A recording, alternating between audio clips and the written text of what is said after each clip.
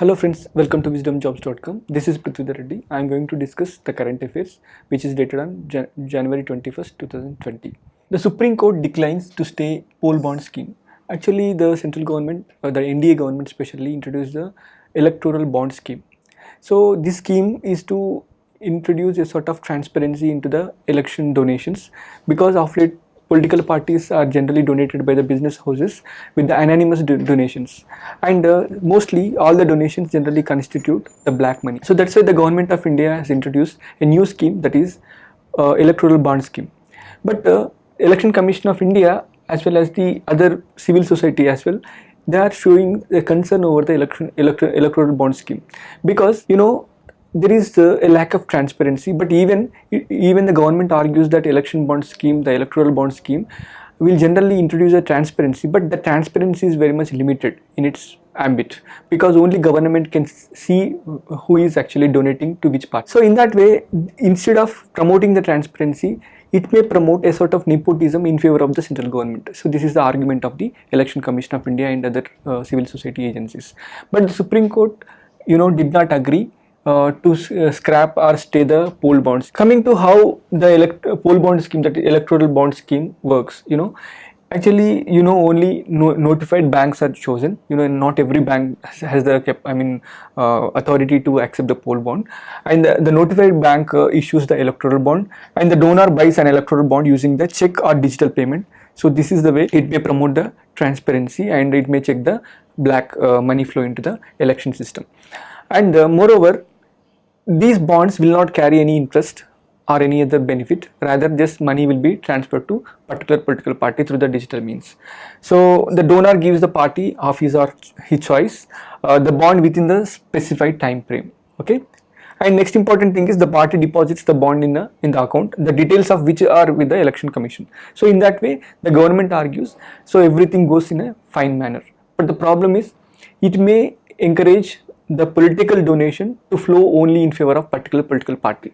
So this is very much important, because in the UPSC civil services mains, question may come. Okay, so if the question comes to critically analyze the poll bond scheme or electoral bond scheme, so you can give the negative argument by going through the news article. Coming to the next item, plea against welfare schemes for the minorities.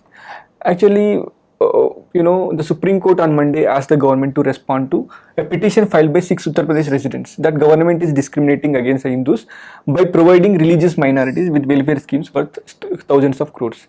They are invoking the secularistic credentials of the Indian state, because the Indian constitution will never promote any religion.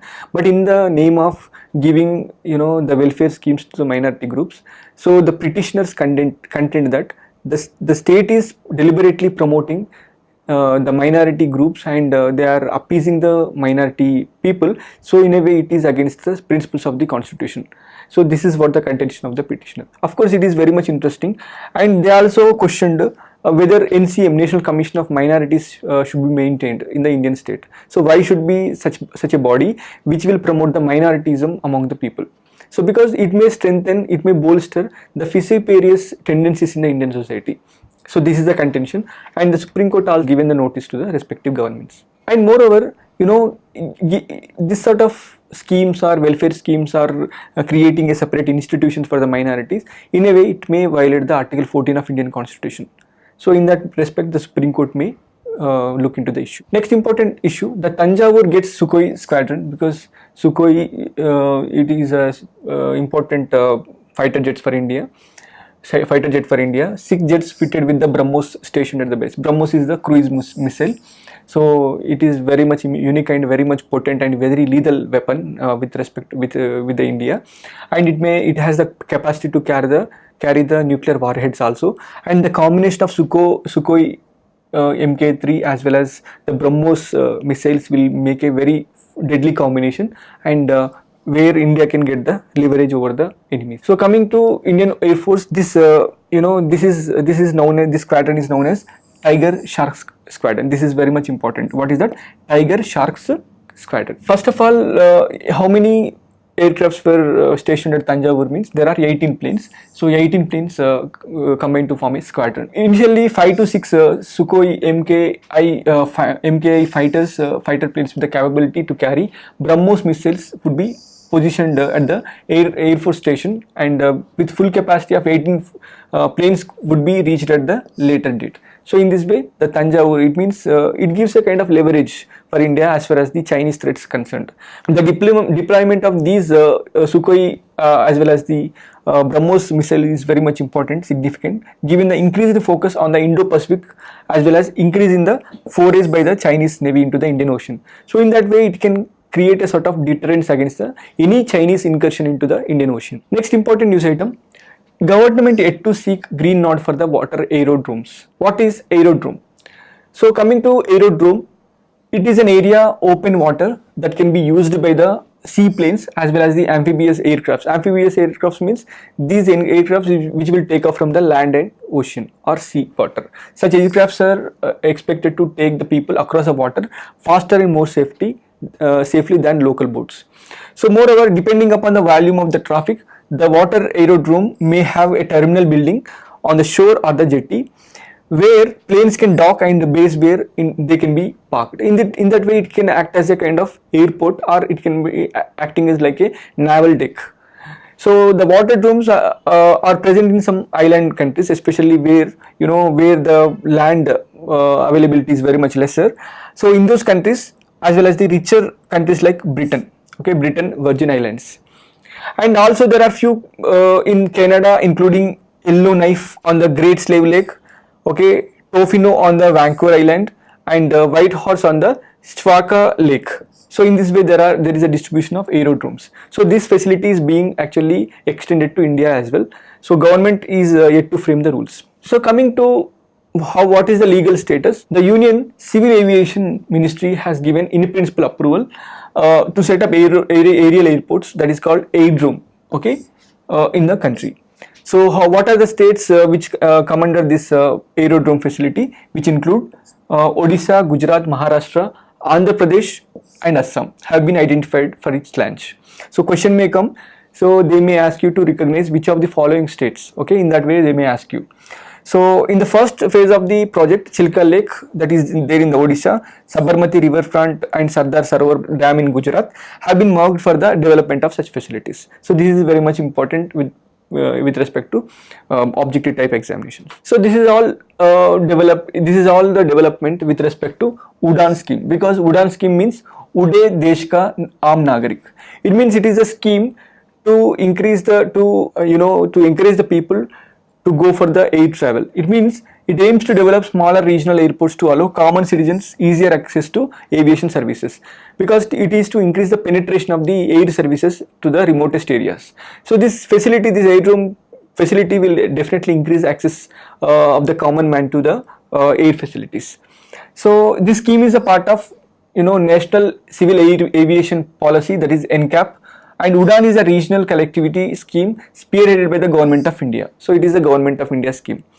And the objectives of this scheme include operationalization and development of 425 unreserved or unserved airports in the country, and which boosts inclusive economic development by providing faster connectivity. And next important thing is development of air transport infrastructure in the remote areas, aiding job growth. So these are the objectives. Under the same scheme, the aerodrome facility is being launched in India. Next important one, WEF, the World Economic Forum, actually released Social Mobility Index of 2020. So India ranks 76th and Denmark actually tops the list.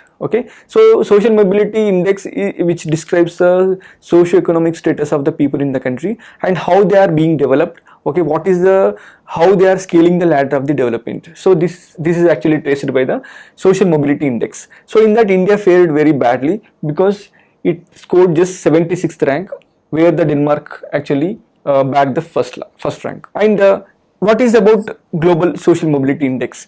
The Global Social Mobility Index is of 82 countries. The 82 countries figure in the Social Mobility Index, which was as per the index, as I discussed, it has India ranked in the 76th position with a score of just 42, whereas Denmark topped the list. India is among the 5 countries, namely the China, United States, Japan and Germany, which stand to gain most from the boosting social mobility score.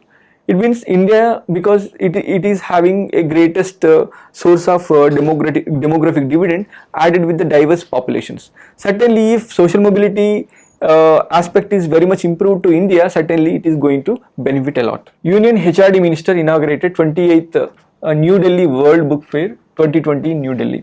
So coming to the 28th edition of the New Delhi World Book Fair, so which was held at the Pragati Maidan in the Delhi from January 4th to 12th, okay, of this year.